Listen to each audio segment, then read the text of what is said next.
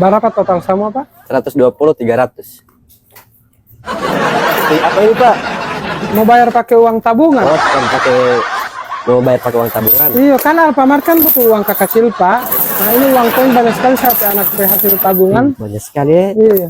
Makanya orang hari-hari belanja pakai uang tabungan. Saya anak hasil tabung makanya belanja orang. Kenapa Papa bayar pakai uang tabungan? Ini bayar pakai uang tabungan. Banyak kasar orang berapa deh? Dia harus jadi kalian betul uang begini. Lalu banyak sekali yang bantri wow, baik baik.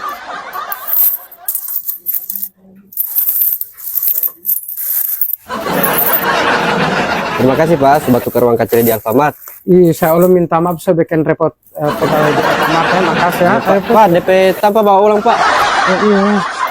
Terima kasih Pak. Iya Pak. Ayo Putri.